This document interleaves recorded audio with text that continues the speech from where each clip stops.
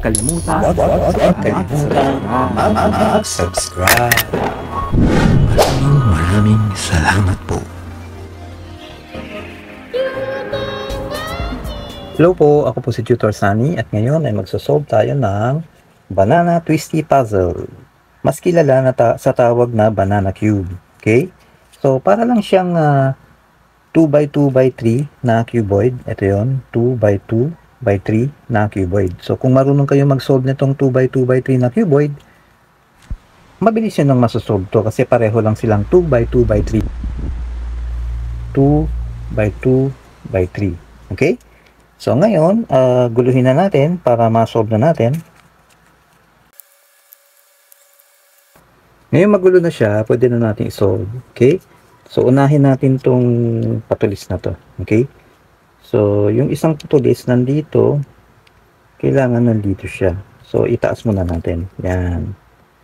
So, ngayon, ito, kailangan ilagay dito. Para malagay ito dito, para magsama sila nito, gawin lang natin tong algorithm.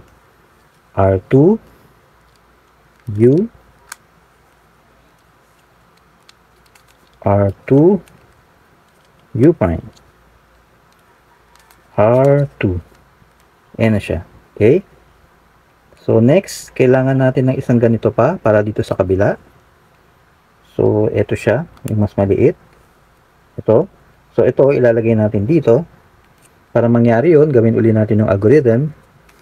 R2, U, R2, U prime, R2.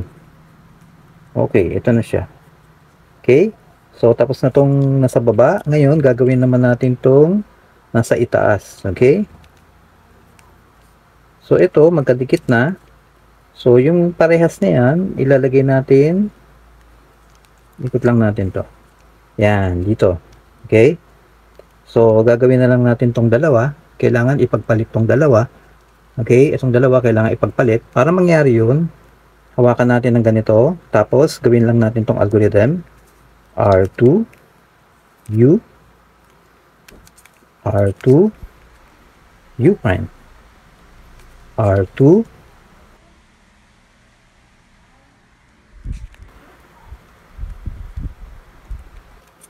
U prime,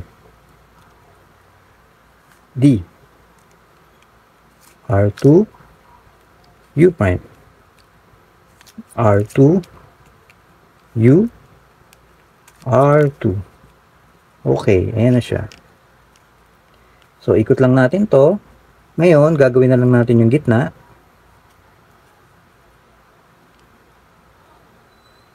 So, kailangan natin ipagpalit tong dalawa. Okay, so para mangyari yun, hawakan lang natin ng ganito. Tapos, sundin lang natin tong algorithm. R2, U2, R2, U2, R2, U2. Okay. Tapos, pagpalit natin itong dalawa, kailangan magpalit. Okay, ito kailangan nandito. So, para mangyari yun, gawin uli natin ang algorithm. R2, U2, R2, U2. R2, U2. Okay.